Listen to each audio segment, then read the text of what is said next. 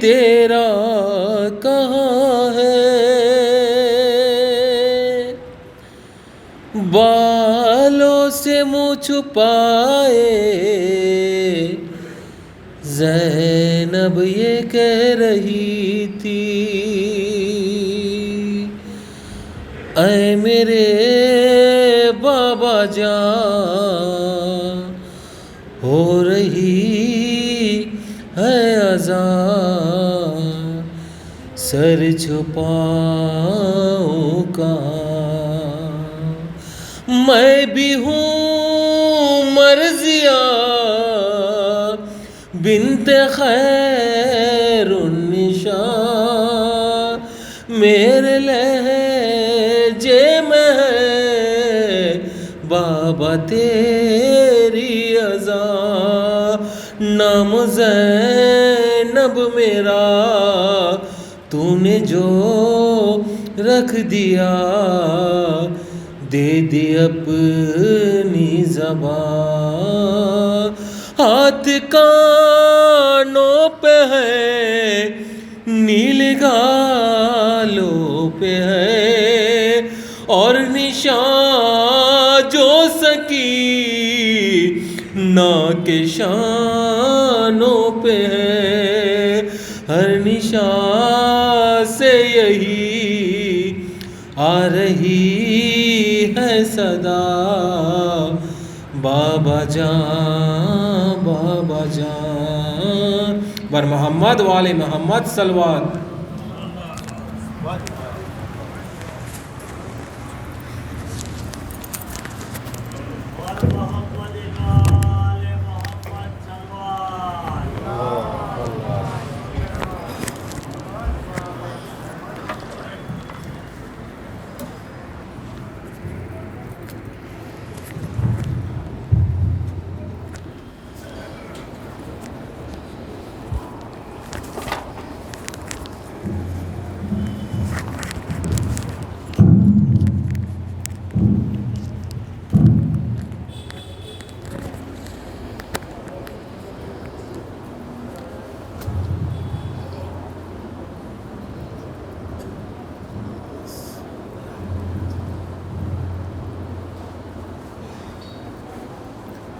فاتحہ۔ رب العالمین۔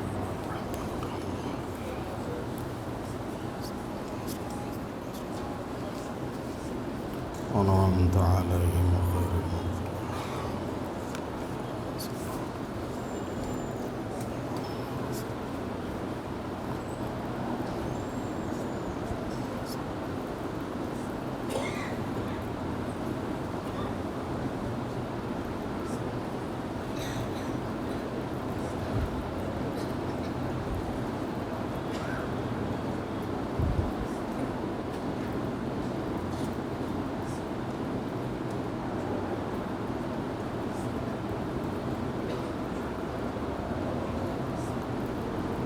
لا حول ولا قوة إلا بالله العلي العظيم۔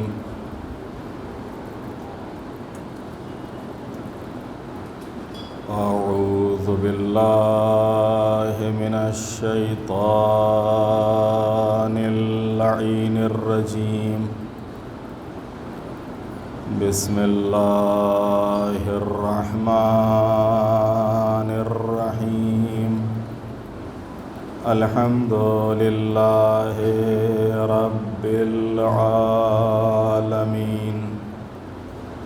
الصلاة والسلام على رسوله الكريم، سيدنا ونبينا وشفيع المذنبين أبي القاسم محمد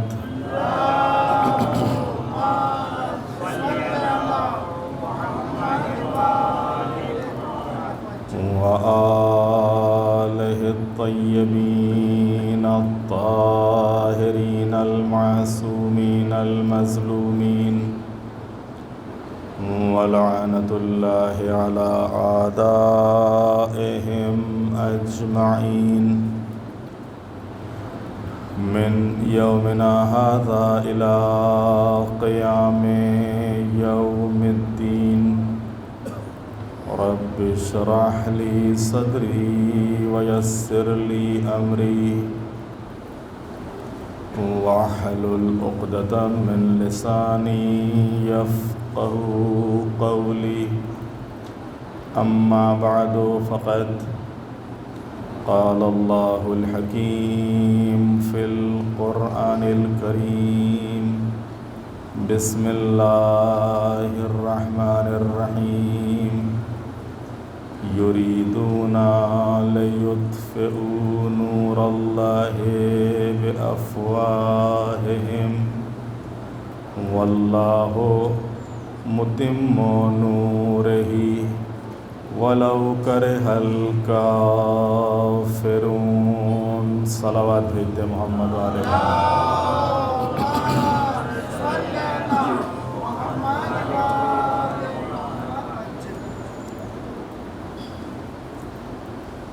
رمضان المبارک 1446 ہجری اور اس 1446 ہجری رمضان المبارک کی یہ 8ویں شب اور 8ویں مجلس اہل بیت علیہم السلام عرش نشین ہستیاں فرش زمین پر، اور اس موضوع کے تحت آج اہل بیت کشتی نجات اس عنوان سے کچھ باتیں آپ کی خدمت میں پیش کرنی ہیں۔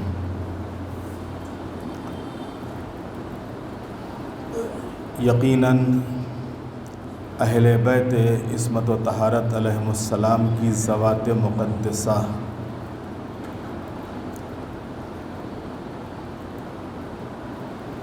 اس کھوئی ہوئی اور بھٹکی ہوئی انسانیت کے لیے راہ نجات ہیں۔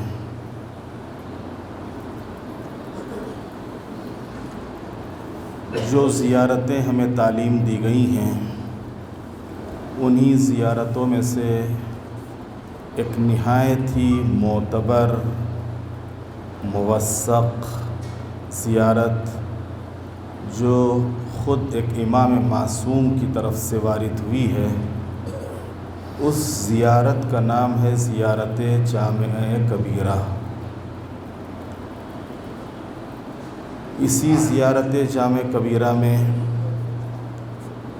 ایک جملہ ہے، خلقکم اللہ انوارا فجعلکم بعرشہ محدقین حتی من علینا بکم فجعلکم فی بیوت اذن اللہ ان ترفع ویذکر فیہ اسمہ۔ خداوند عالم نے تم اہل بیت کو نور سے خلق فرمایا اور پھر اپنے تمام عرش پر قرار دیا تاکہ ہم انسانوں پر یہ احسان رہے، اور تمہیں ان گھروں میں رکھا جو بلند و بالا ہیں اور ان میں اس کا نام لیا جاتا ہے۔ اہل بیت علیہم السلام یقیناً جو کہ احسان ہے پروردگار عالم کا کہ وہ زمین کے اوپر آئے اور زمین پر آنے کے بعد انہوں نے انسانوں کی ہدایت کی۔ اے اہل بیت، آپ حضرات اسی زمانے سے کہ جب عرش رحمت پر تھے کشتی نوح کی طرح طوفان سے نجات دلانے والی کشتی تھے اور بلا اور مصیبت میں گھرے لوگوں کی نجات کا سبب تھے۔ پہلے دن سے اہل بیت نے جو کام کیا ہے وہ کیا کہ لوگوں کو نجات دلائی ہے اور لوگوں کے لیے نجات کا ذریعہ بنے ہیں اہل بیت عصمت و طہارت علیہم السلام۔ اور جیسا کہ حدیث میں وارد ہوا ہے کہ یہ زمین، یہ آسمان، یہ چاند، یہ سورج، یہ ستارے، یہ پوری کائنات حقیقت میں اگر چل رہی ہے اور یہ زمین اپنی جگہ کے اوپر قائم ہے تو انہی کے وجہ سے قائم ہے۔ اگر یہ ہستیاں نہ ہوتی تو زمین اپنے ساتوں طبقوں کے ساتھ دھس جاتی یا پھر خلق ہی نہ ہوتی۔ فَبَلَغَ اللَّهُ بِكُمْ أَشْرَفَ مَحَلَّ الْمُكَرَّمِينَ وَعَالَى مَنَازِلِ الْمُقَرَّبِينَ وَأَرْفَعَ دَرَجَاتِ الْمُرْسَلِينَ۔ خداوند عالم نے تم اہل بیت عصمت و طہارت کو بلند و بالا مقام سے افضل منزل، مقرب اور مرسلین بلند ترین درجات پر فائز کیا۔ مگر کیا ایسا نہیں ہے کہ معتبر حدیث اور تفسیر کی کتابوں نے امام حسن عسکری علیہ السلام سے روایت کی ہے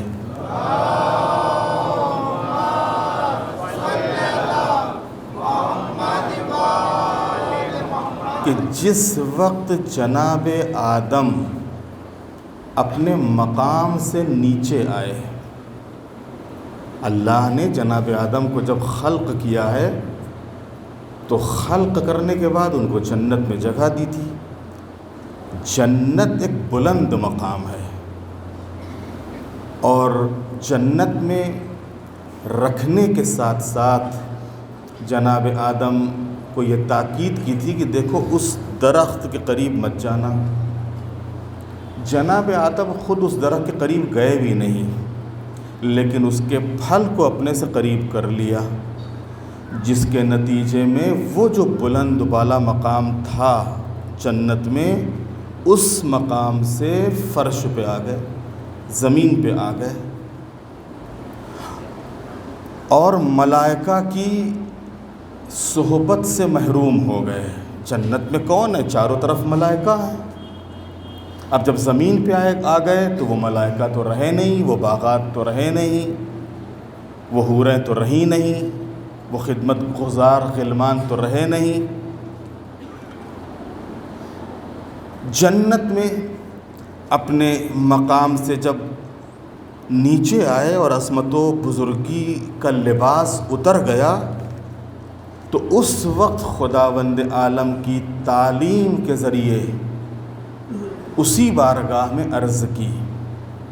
اور یہ روایت جو میں آپ کی خدمت میں پیش کر رہا ہوں، یہ 11ویں امام کی طرف جو منسوب تفسیر ہے، تفسیر امام حسن عسکری، اس میں بھی روایت ہے، اور اسی تفسیر سے دوسرے مفسرین نے بھی اس روایت کو نقل کیا ہے کہ جناب آدم نے زمین پر آنے کے بعد انہی سے توسل کیا کہ جن کی عظمت کا اقرار و اعتراف خلق ہونے کے بعد جناب آدم نے کیا تھا، کہ جب جناب آدم کو خلق کیا اللہ نے اور پوری مخلوق، یعنی اس وقت فرشتے وہی ساری مخلوق ہیں، اور اس وقت کی جو وہ مخلوق تھی فرشتے، ان تمام فرشتوں کو جب اپنے سامنے سجدہ ریز دیکھا تو جناب آدم کو یہ احساس ہوا کہ اللہ نے ایک خاص طور کے اوپر مخصوص انداز میں انہیں خلق کیا ہے اور انہیں خاص مقام اور مرتبہ اور عظمت عطا کی ہے۔ بے شک اس میں کوئی شک بھی نہیں ہے، لیکن جناب آدم کے دل میں جیسے ہی یہ خیال آیا کہ وہ اس وقت جو مخلوق ہے اس میں سب سے افضل ہیں، اسی وقت آواز آئی، آدم ذرا سا اپنی نگاہیں اٹھاؤ۔ اب جو جناب آدم نے نگاہوں کو اٹھایا تو دیکھا 5 نور چمک رہے تھے۔ آواز دی، معبود یہ کون ہے؟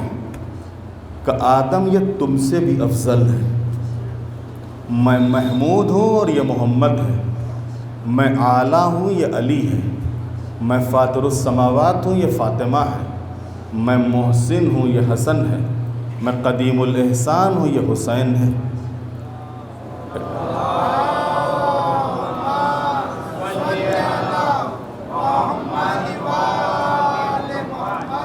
اب جب زمین پر آئے تو جناب آدم کو خیال آیا اور جناب آدم نے انہی ہستیوں کا واسطہ دیا، اللہم بجاہ محمد وعلی وفاطمۃ والحسن والحسین والطیبین من آلہم لما تفضلت بقبول توبتی وغفران زلتی واعادتی من کرامتک الی مرتبتی۔ پروردگار، حضرت محمد، علی، فاطمہ، حسن اور حسین علیہم السلام اور ان کے پاک و پاکیزہ اہل بیت کی ذات و شخصیت کا واسطہ کہ میری توبہ اور خطا کو قبول کر لے اور اپنے مقام اور مرتبے کی طرف واپس پلٹنے میں مجھ پر رحم و کرم کی بارش فرما۔ جیسے ہی جناب آدم کی زبان مبارک سے یہ کلمات جاری ہوئے، اللہ نے جناب آدم کی توبہ کو قبول کر لیا۔ جناب آدم کیونکہ خود زمین ہی کے لیے خلق ہوئے تھے، انی جاعل فی الارض خلیفہ، میں تم کو زمین پر خلیفہ بنانے والا ہوں۔ وہ جنت کے لیے خلق نہیں ہوئے تھے، آسمانوں کے لیے خلق نہیں ہوئے تھے، ان کو تو زمین پر آنا ہی تھا۔ تو پھر جب زمین پر آنا ہی تھا تو پھر اس سے پہلے یہ جنت میں کیوں، یہ آسمانوں کے اوپر کیوں؟ یہ اس سلسلے میں مفسرین نے بیان کیا ہے کہ جناب آدم کا جنت میں رہنا اور پھر اس جنت میں کہ جس جنت میں جناب آدم تھے ان کے ساتھ جس طریقے کے حالات پیش آئے، ان حالات کا پیش آنا یہ مقدمہ تھا دنیا میں آنے کے لیے، اور جو جناب آدم کی نسل آگے چلنے والی تھی اس پوری نسل انسانی کے لیے ایک عبرت کے طور کے اوپر، ایک نصیحت کے طور کے اوپر، ایک واعظ کے طور کے اوپر یہ زندگی تھی کہ جو جناب آدم کی زندگی اس زمین سے پہلے والی زندگی یعنی جنت والی زندگی۔ اب جب یہ قافلہ انسانی آگے بڑھا اور جناب آدم کی توبہ کو اللہ نے قبول کر لیا، قد قبلت توبتک واقبلت برضوانی علیک وصرفت آلائی ونعمائی الیک واعدتک الی مرتبتک من کراماتی ووفرت نصیبک من رحماتی فذلک قولہ عز وجل فتلقى آدم من ربہ کلمات فتاب علیہ انہ هو التواب الرحیم۔ بے شک میں نے تمہاری توبہ قبول کر لی اور خوشنودی اور رضایت سے تمہاری طرف متوجہ ہوں، مادی اور معنوی نعمتوں کو تم پر نازل کرتا ہوں اور اپنے لطف و کرم کی بنا پر تمہیں تمہارے مقام اور منزلت کی طرف واپس لوٹا دیتا ہوں اور اپنی رحمت میں تمہارا حصہ کامل قرار دیتا ہوں۔ اور خداوند عالم کے فرمان کے یہی معنی کہ جس کو خداوند عالم نے فرمایا تھا کہ جس وقت اللہ نے آدم کو کچھ کلمات کی تعلیم دی تو وہ کلمات کون تھے؟ قرآن کہہ رہا ہے کہ کچھ کلمات کی تعلیم دی اور ان کلمات کے ذریعے سے اللہ نے ان کی توبہ کو قبول کر لی۔ وہ کلمات کیا تھے؟ کہ جو کلمات جناب آدم کو تعلیم دیے گئے تھے مفسرین نے لفظ استغفار کے ذریعے سے اہل بیت علیہم السلام کو وسیلہ قرار دینا کہ جس وقت ان ہستیوں کو وسیلہ قرار دیا تو ان کے وسیلہ قرار دینے کی بنا پر ان کی توبہ قبول ہوئی، تو خداوند عالم کی طرف سے حاصل کیے اور خداوند عالم نے ان کی توبہ کو قبول کر لیا، کیونکہ وہ بہت زیادہ رحم کرنے والا ہے۔ تو خود جناب آدم جو ابو البشر ہیں، سب سے پہلے انسان ہیں، جناب آدم کی کشتی بھی جب گرداب میں آئی ہے، جب بھنور میں آئی ہے، تو اسے اگر کسی نے نجات دلایا ہے تو کون ہے؟ اہل بیت عصمت و طہارت علیہم السلام ہے۔ ایک صلوات بھیجتے محمد والے محمد۔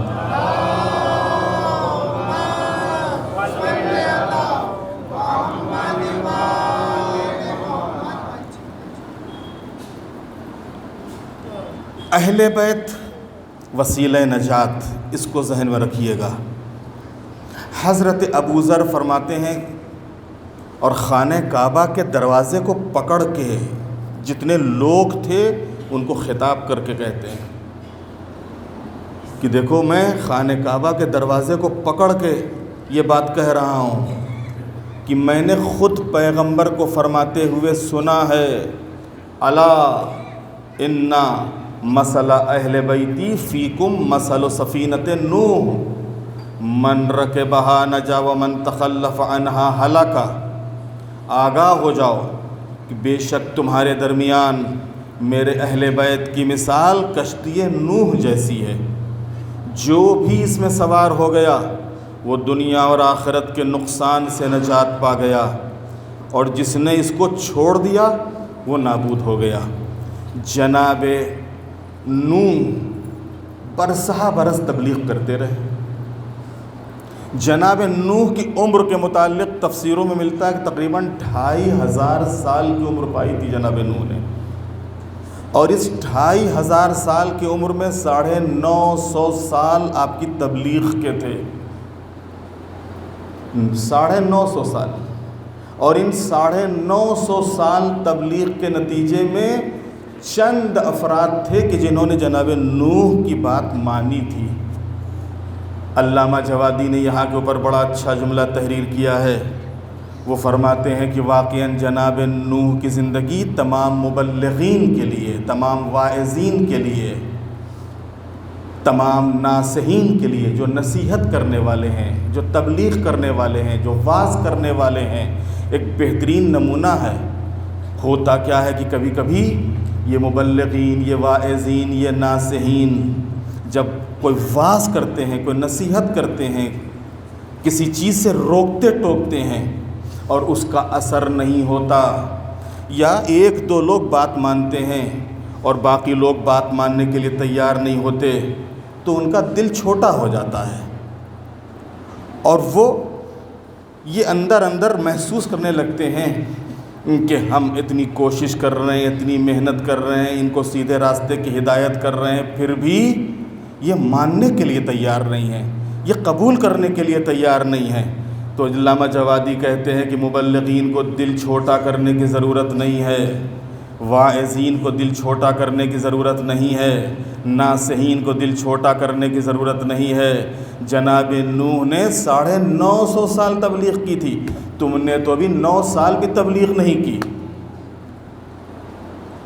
اور 9 سال بھی تبلیغ نہیں کی، اور اس کے نتیجے میں اگر تم نے دیکھا کہ ایک دو لوگوں نے بات سنی، باقی لوگوں نے بات نہیں مانی، تو تمہارا دل چھوٹا ہو گیا کہ کیوں میری بات نہیں لوگ مان رہے ہیں۔ وہ کہتے ہیں کہ دل چھوٹا کرنے کی ضرورت نہیں ہے۔ جناب نوح نے 950 سال تک اصلاح کی، اور اس اصلاح کے نتیجے میں پوری قوم نہیں سدھری، صرف چند لوگ تھے جو سدھرے، چند لوگ تھے کہ جنہوں نے نجات پائی، چند لوگ تھے کہ جو جناب نوح کے ساتھ آئے۔ اور جناب نوح اس تبلیغی زندگی میں جب نکلتے تھے، کس قدر تکلیفیں، کس قدر اذیتیں، کہ جناب نوح کے لیے کہا جاتا ہے کہ جب آپ نکلتے تھے اتنے پتھر آپ کو مارے جاتے تھے کہ آپ زخمی ہو جاتے تھے، جناب جبرائیل آتے تھے، اپنے پروں کی ہوا دیتے تھے اور پھر وہ زخم مندمل ہو جاتے تھے۔ عزیزان محترم، یہاں کے اوپر ایک جملہ کہنے کا دل چاہتا ہے کہ یہ نبی خدا ہیں۔ جب زخمی ہوتے تھے تو سید الملائکہ آتے تھے اور اپنے پروں کی ہوا دیتے تھے، اور اس ہوا سے نبی خدا کے زخم مندمل ہو جاتے تھے۔ لیکن جب فرشتہ خود کسی مشکل میں گرفتار ہوتا ہے تو پھر اسی طرح اہل بیت پہ آتا ہے کہ جس وقت امام حسین دنیا میں آئے اور فرشتوں کی صفیں چلیں، فطرس ایک خرابے میں پڑا ہوا تھا، جبرائیل کو جاتے ہوئے دیکھا، آواز دی خیریت تو ہے، کیا قیامت آ گئی؟ کہ قیامت نہیں آئی، اللہ کے حبیب کے یہاں نواسہ آیا ہے، ہم لوگ جا رہے ہیں مبارکباد دینے کے لیے۔ کہا مجھے بھی لے چلو، مجھے بھی لے چلو۔ جناب جبرائیل نے اپنے پروں پہ اٹھایا، پیغمبر کی خدمت میں لے کر آئے۔ پیغمبر نے فرمایا کہ اسے حسین کے گہوارے سے مس کر دو۔ کہتے ہیں مس کرنا تھا کہ ایک مرتبہ فطرس کے پھر پر نکل آئے، اور فطرس یہ کہتے ہوئے پرواز کرتے ہیں کہ من مثلی، مجھ جیسا کون ہے کہ میں تو حسین کا آزاد کردہ ہوں۔ ایک صلوات بھیجتے محمد والے محمد۔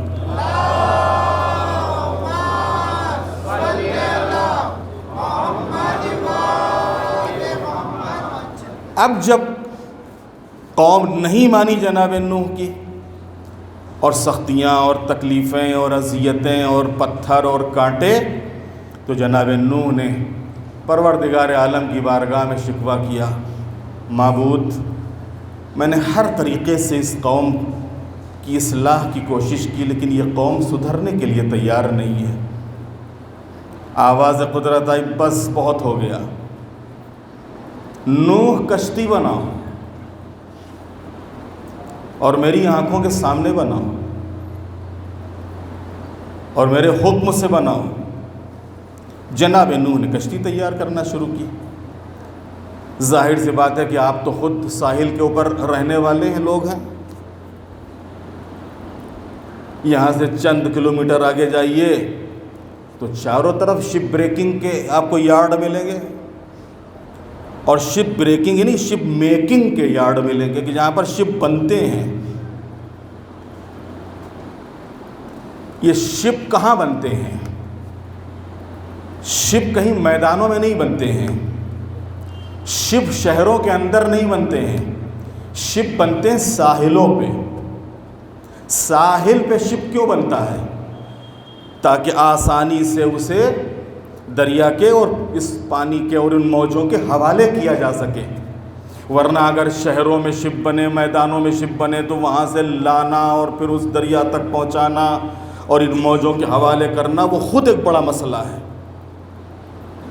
لیکن جناب نوح جہاں پر کشتی تعمیر کر رہے ہیں کوئی دریا نہیں ہے، میدان ہے،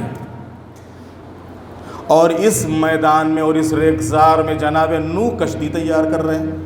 ظاہر سی بات ہے کہ جو بھی دیکھے گا ہنسی آئے گی۔ قوم والے پہلے ہی مذاق اڑا رہے تھے، اب جو کشتی بناتے دیکھا تو اور بھی زیادہ مذاق اڑانے لگے۔ جناب نوح نے کوئی پرواہ نہیں کی، تم مذاق اڑاتے ہو اڑا لو۔ چنانچہ جب کشتی بن کے تیار ہو گئی، اب جب کشتی بن کے تیار ہوئی تو جناب نوح کو حکم ہوا کہ جتنے بھی تمہارے اوپر ایمان لانے والے افراد ہیں ان سب کو سوار کر لو۔ اور جناب نوح نے ان تمام افراد کو کہ جو جناب نوح پر ایمان لانے والے تھے سب کو سوار کر لیا۔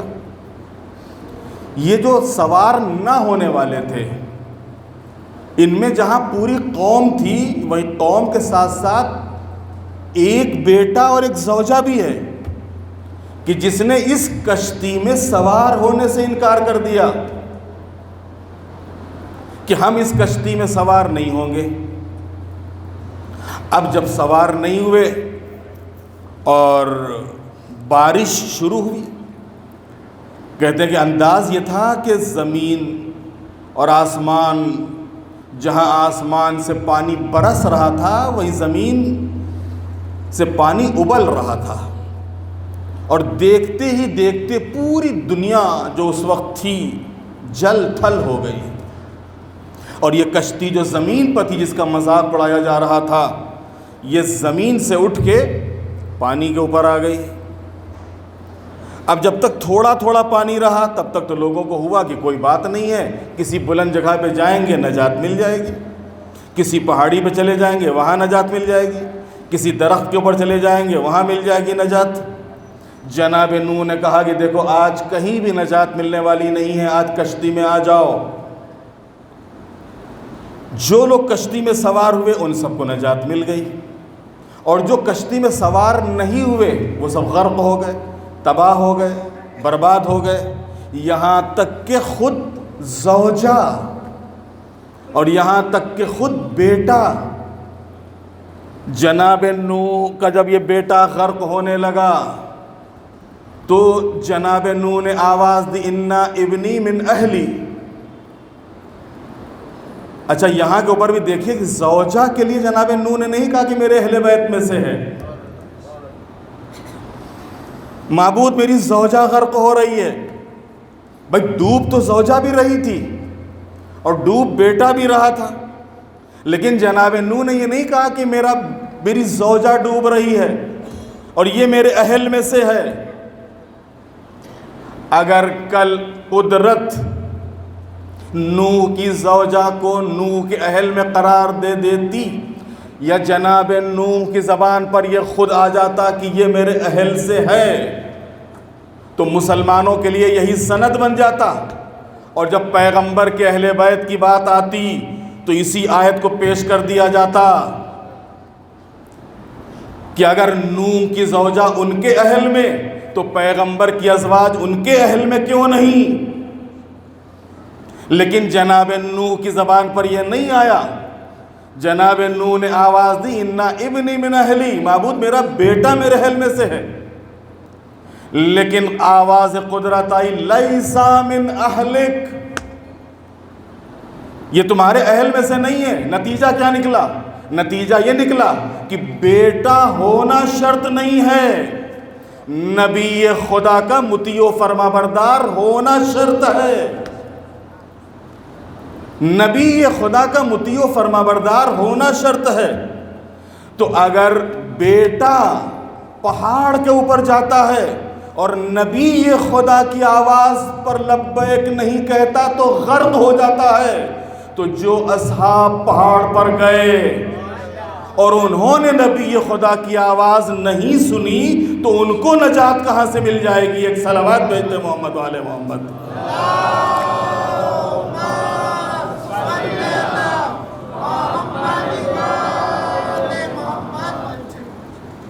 اور دوسرے یہ کہ آخر زمانے تک قدرت کو یہ پیغام دینا تھا کہ جب بیٹا اگر نااہل ہو تو وہ پیغمبر کے اہل میں نہیں ہوتا ہے تو باقی دوسروں کی تو بات ہی نہیں ہے اور دوسروں کا ذکر ہی نہیں۔ یہ جناب نوح کی جو کشتی ساحل نجات تک پہنچی، کیسے پہنچی؟ اس کشتی کو ساحل نجات تک پہنچنے کا جو ذریعہ تھے ان ذوات مقدسہ کو کہتے ہیں اہل بیت عصمت و طہارت، جن اہل بیت کے ذریعے سے کل آدم کی توبہ قبول ہوئی تھی، انہی اہل بیت کے ذریعے سے جناب نوح کی کشتی ساحل نجات تک پہنچی، اور اسی وجہ سے پیغمبر نے اپنے اہل بیت کو کشتی نوح سے مشابہت دی ہے کہ میرے اہل بیت کی مثال کشتی نوح جیسی ہے، جو بھی کشتی پر سوار ہوا اسے نجات ملی۔ اچھا یہاں کے اوپر ایک ہمارے لیے بھی لمحہ فکریہ ہے۔ کشتی جب چلی،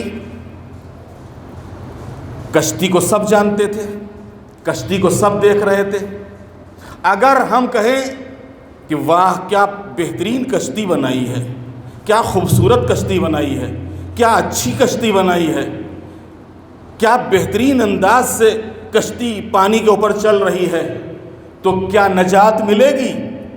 خالی تعریف کرنے سے، خالی کشتی کی تعریف کرنے سے نجات نہیں ملے گی اگر دور رہ کر خالی تم کشتی کی تعریف کر رہے ہو. کیا سبحان اللہ، کس انداز سے اس کو بنایا گیا ہے، کس انداز سے اس کو چلایا گیا ہے، اور کس انداز سے یہ رواں دواں ہے. خالی تعریف کرنے سے نجات نہیں ملے گی. نجات پانے کی شرط ہے کہ سوار ہو جاؤ. پیغمبر فرماتے کہ میرے اہل بیت کی مثال نوح کی کشتی جیسی ہے. اگر تم دور بیٹھ کر خالی اہل بیت کے فضائل کو دیکھ کر صرف تعریف تو کرتے رہے لیکن اس کشتی پر سوار نہ ہوئے، اس کشتی کو اپنایا نہیں، اس کشتی کو اختیار نہیں کیا، تو اس کشتی پر سوار ہوئے بغیر، اسے اختیار کیے بغیر تم کو یہ کشتی ساحل نجات تک نہیں پہنچائے گی، اور تم خود ساحل نجات تک نہیں پہنچو گے. ساحل نجات تک پہنچنے کے لیے اس کشتی پر سوار ہونا ضروری ہے. ایک صلوات بھیجتے محمد والے محمد.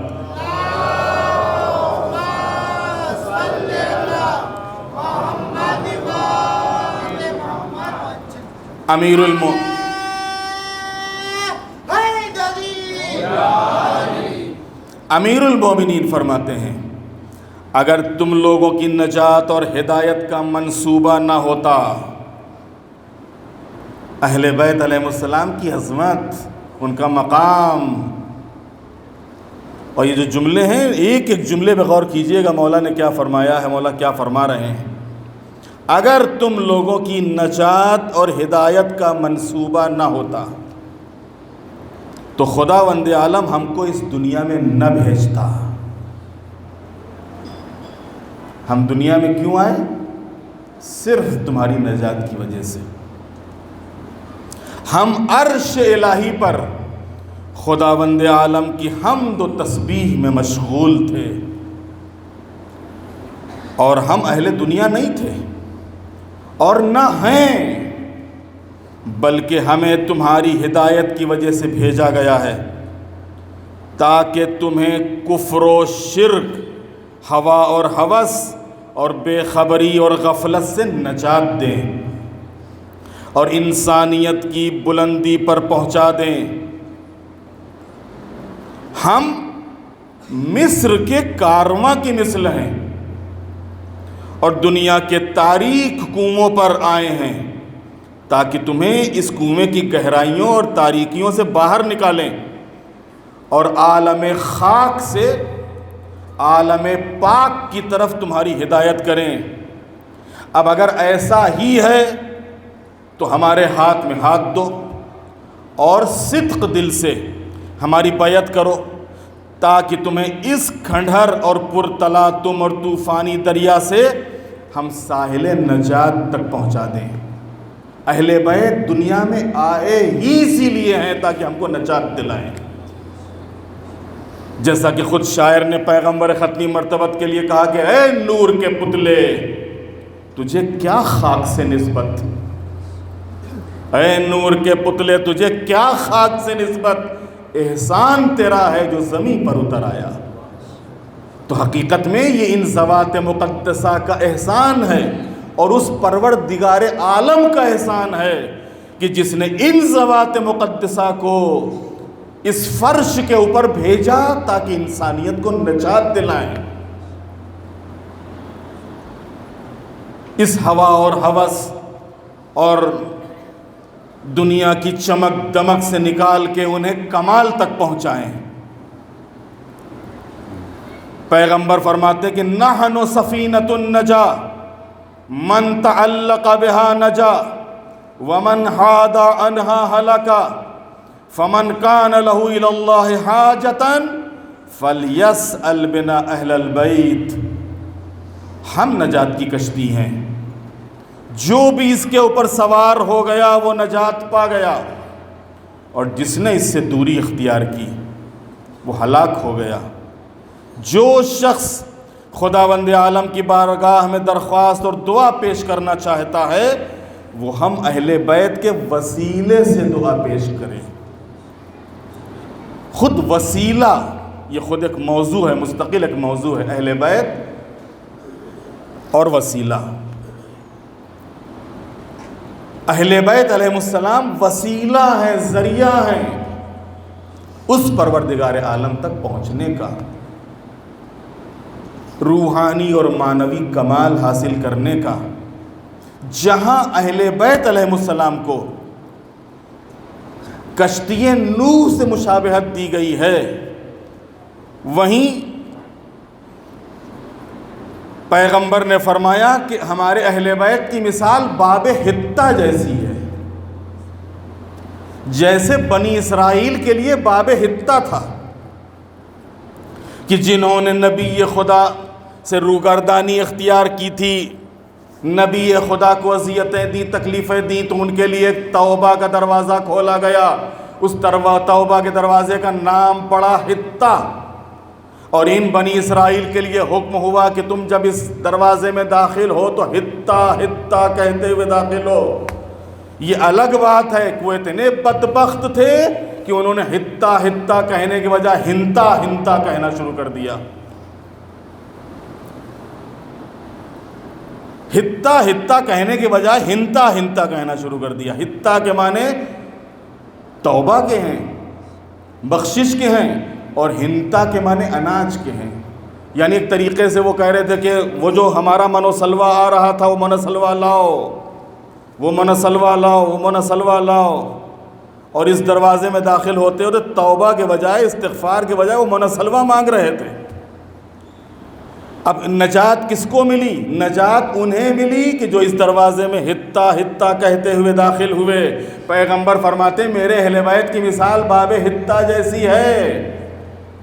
اب اگر اس دروازے میں تم آتے ہو اور حقیقت میں اس دروازے پہ آنے کے بعد ان اہل بیت عصمت و طہارت علیہ السلام کو واسطہ اور وسیلہ قرار دیتے ہو تو تمہاری توبہ قبول ہو جائے گی، تمہارے گناہ معاف ہو جائیں گے، تم مقرب الہی قرار پاؤ گے۔ جہاں باب حتہ قرار دیا، وہیں ایک اور حدیث میں پیغمبر نے فرمایا کہ میرے اہل بیت کی مثال بیت اللہ جیسی ہے۔ مثلکم یا علی مثل بیت اللہ الحرام، اے علی تمہاری مثال خانہ کعبہ جیسی ہے۔ کیسے علی خانہ کعبہ جیسے ہیں؟ لوگ خانہ کعبہ کے پاس جاتے ہیں، خانہ کعبہ لوگوں کے پاس نہیں آتا۔ اے علی اگر بیعت کرنا ہے لوگوں کو تو لوگ تمہارے پاس آئیں گے، تم لوگوں کے پاس نہیں جاؤ گے، کیونکہ تمہاری مثال خانہ کعبہ جیسی ہے۔ لوگ خانہ کعبہ کے پاس آتے ہیں، خانہ کعبہ لوگوں کے پاس نہیں جاتا۔ ہمارے اہل بیت کی مثال بدن میں سر کی طریقے سے ہے کہ جس طریقے سے جسم میں انسان کا سر ہوتا ہے، ایسے ہی اہل بیت، اگر اہل بیت درمیان سے ہٹ جائیں تو حقیقت میں سب عبث ہے، بیکار ہے، فضول ہے۔ اگر جسم میں سر ہی نہ ہو تو اس جسم کی کیا حیثیت ہے؟ ویسے ہی اس کائنات میں اگر اہل بیت نہ ہو تو اس کائنات کی کیا حیثیت ہے؟ ایک صلوات بھیجتے محمد والے محمد۔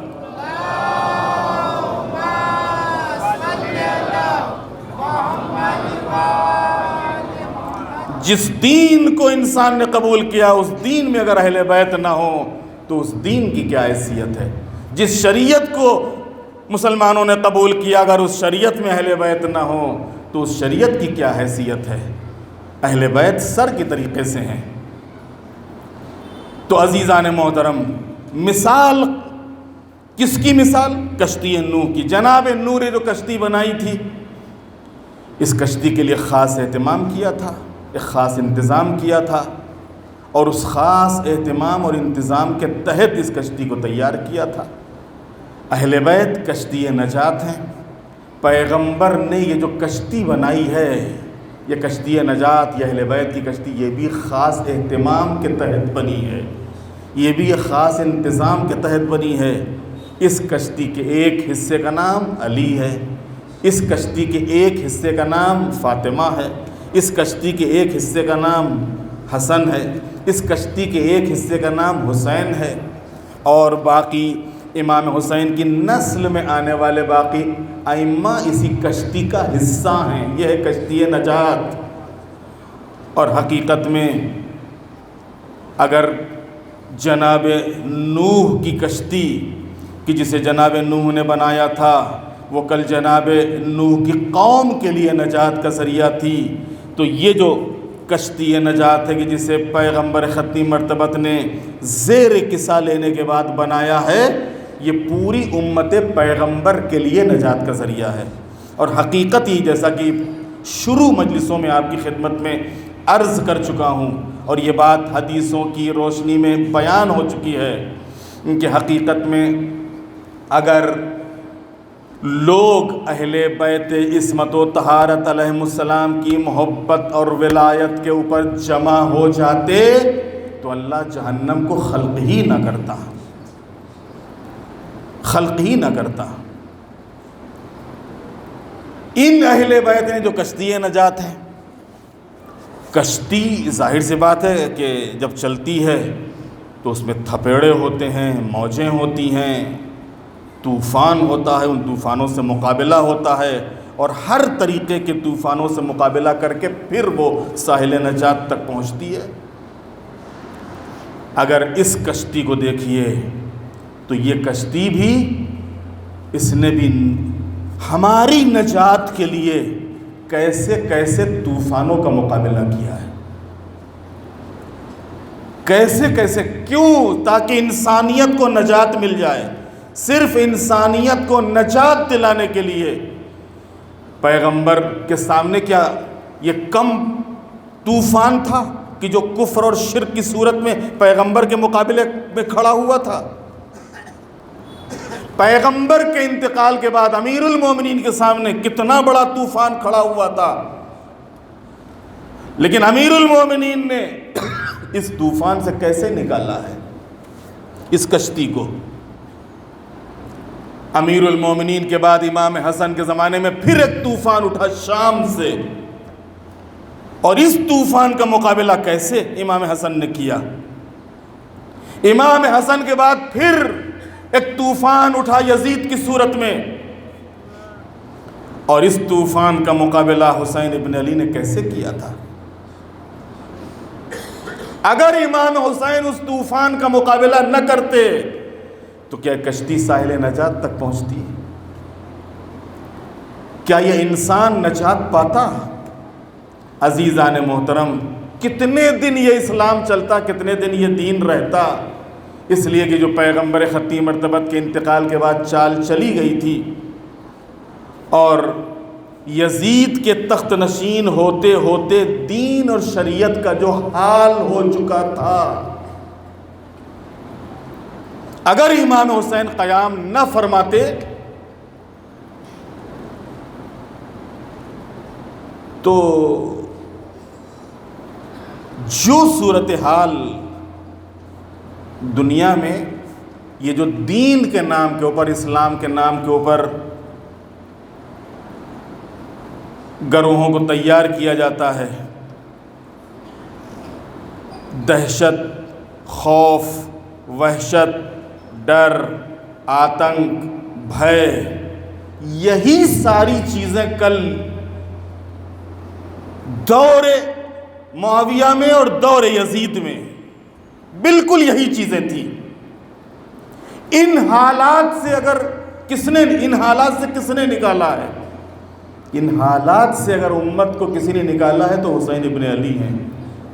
اسی کشتی نجات نے، کہ جس کو پیغمبر نے فرمایا تھا کہ میرے اہل بیت کی مثال کشتی نوح جیسی ہے، کیونکہ یزید نے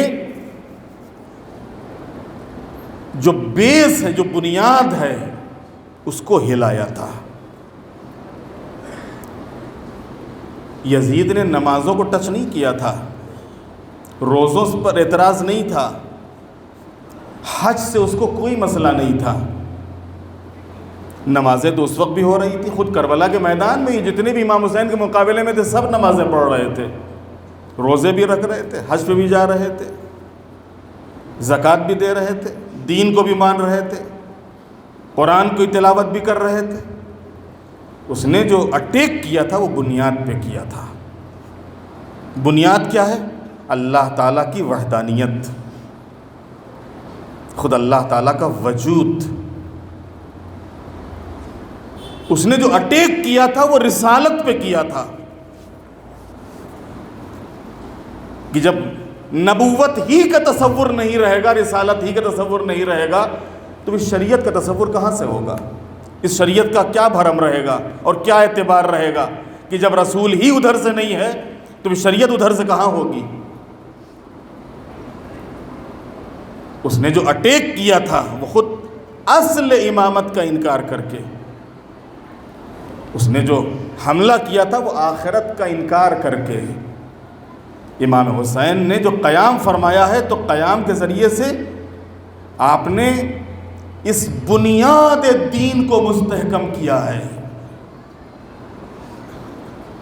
کربلا سے لے کے کوفہ تک اور کوفے سے لے کے شام تک جتنے بھی حالات ہیں ان حالات میں دیکھ لیجئے، مذاق اڑایا گیا ہے تو کس چیز کا مذاق اڑایا گیا ہے؟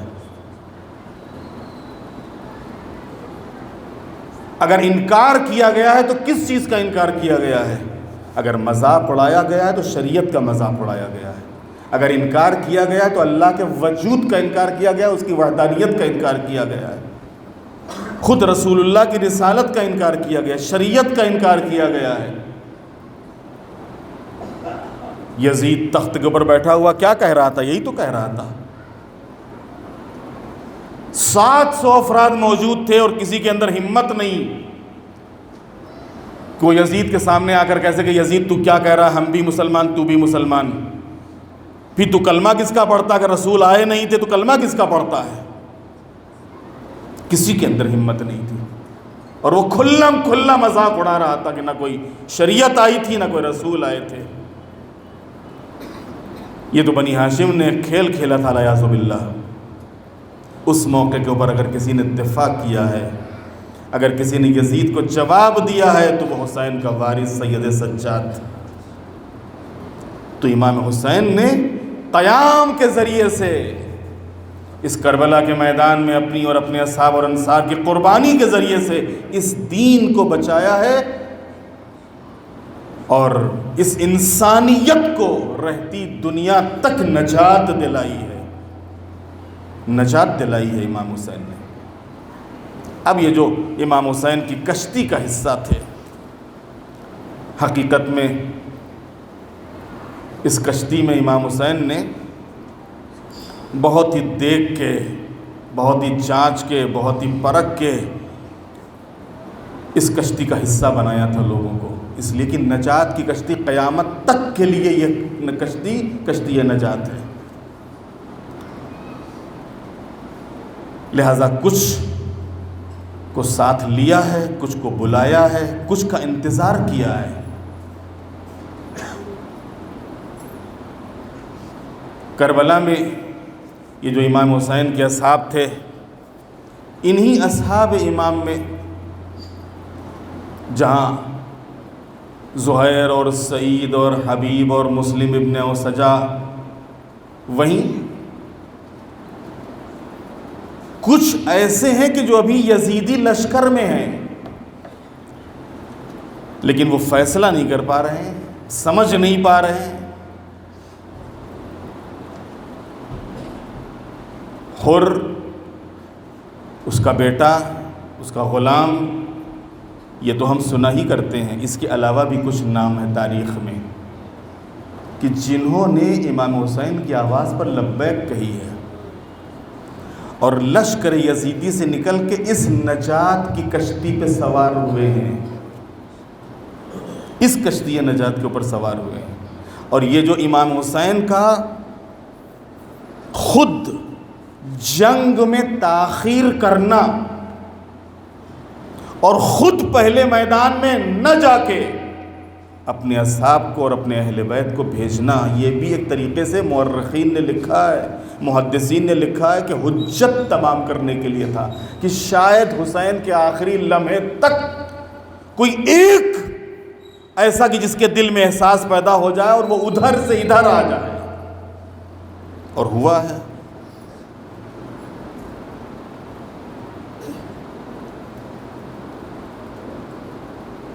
کہ جس وقت امام نے آخری خطبہ دیا ہے، اس آخری خطبے کا اثر یہ ہوا ہے کہ یزیدی لشکر سے 2 افراد نکلے۔ اب یہاں کے اوپر آخری خطبہ یہ امام کی جنگ والا ہے یا اس سے پہلے والا؟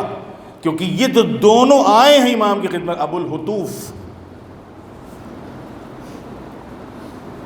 اور اس کا بھائی، یہ دونوں شہدائے کربلا میں ان دونوں کے نام ملے ہیں۔ دونوں یزیدی لشکر سے نکلے ہیں، نکلنے کے بعد امام کی خدمت میں آئے ہیں، پھر امام سے اجازت لی ہے، امام سے اجازت لینے کے بعد پھر میدان میں گئے ہیں، میدان میں جانے کے بعد جنگ کی، جنگ کر کے امام کے اوپر قربان ہوئے ہیں۔ اور آج بھی شہدائے کربلا میں اس زری ہے مبارک پر کہ جو آج شہداء کی زری ہے، ان دونوں کے نام لکھے ہوئے ہیں۔ اب خود جنگ کرنا یہ بتا رہا ہے کہ یہ جو امام کا یہ جو آخری حملہ تھا اس موقع کی بات نہیں ہے، اس لیے کہ اس کے بعد تو حجت تمام ہو چکی تھی، اور پھر اس کے بعد تو امام نے جو حملہ کیا ہے تو فوجوں سے تو علمان الحفیظ کی صدائیں ہی تھی۔ اس کا مطلب ہی یہ ہے کہ یہ جو امام نے حجت کے طور پر 3 خطبے دیے ہیں، یہ جو پہلا خطبہ تھا حجت کے طور کے اوپر، شاید اسی پہلے خطبے کے بعد یہ اثر ہوا ہو کہ ادھر سے وہ 2 افراد نکلے ہیں، امام کی خدمت میں آئے ہیں، اور ان دونوں نے بھائیوں نے امام کی خدمت میں آنے کے بعد امام کے ہاتھ پہ بیعت کی ہے، امام سے جنگ کی اجازت چاہی ہے، میدان میں گئے ہیں اور اپنی جانوں کو نذرانہ پیش کیا ہے۔ اور امام جب بھی کوئی شہید میدان سے آواز دیتا تھا، امام خود جاتے تھے،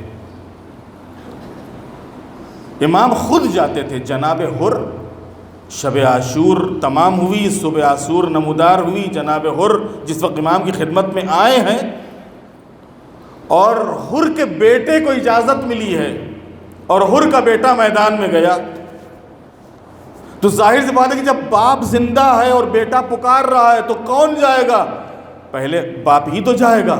لیکن کہتے ہیں کہ جس وقت بیٹا گھوڑے سے گرا ہے اور حر بیٹے کے سرانے پہنچا ہے تو حر کی حیرت کی انتہا نہیں رہی۔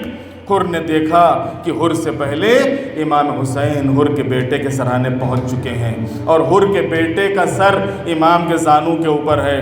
بس ایک مرتبہ حر نے چاہا کہ اپنے بیٹے کو جنازوں کو اٹھائے، اس لیے کہ اگر حسین 3 دن کے بھوکے اور پیاسے ہیں تو حر تو بھوکا اور پیاسا نہیں ہے، حر تو ابھی صبح آیا ہے، اس سے پہلے تو اسے پانی مل رہا تھا، اس سے پہلے تو اسے غذا مل رہی تھی۔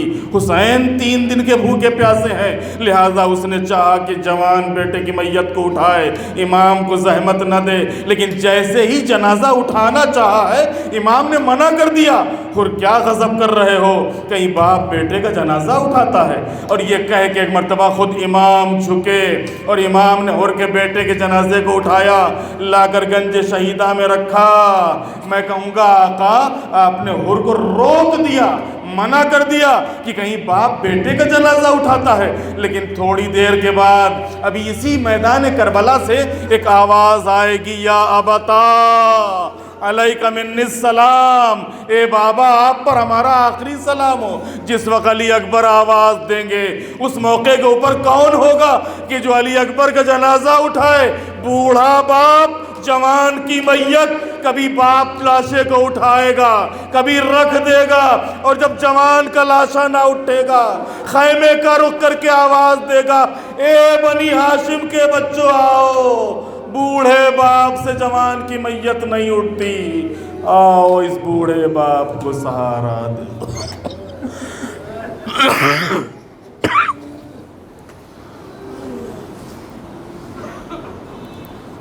الا لعنت اللہ علی القوم الظالمین، سیعلم الذین ظلموا ای منقلب ینقلبون، بحق الزہراء و ابیہا و بعالہا و بنیہا۔ بار الہ ہمارے ذکر کو اپنی بارگاہ میں قبول فرما، ہمارے گناہوں کو معاف فرما، ہماری توفیقات میں اضافہ فرما۔ بار الہ پرچم اسلام کو سر بلند فرما، پرچم کفر و نفاق کو سر نگوں فرما۔ معبود جو مومنین مریض ہیں ان کو شفا عطا فرما، جو مقروض ہیں ان کے قرضوں کو ادا فرما، جو دنیا سے رخصت ہو چکے ان کی مغفرت فرما، مظلوموں کی مدد فرما، ظالموں کا خاتمہ فرما، مولا امام زمانہ علیہ السلام کے ظہور میں تعجیل فرما، ہم سب کو امام کے غلاموں اور ان کے ناصروں میں شمار فرما، ہم سب کی تمام دینی اور دنیاوی حاجتوں کو پورا فرما، وتقبل منا انک انت السمیع العلیم۔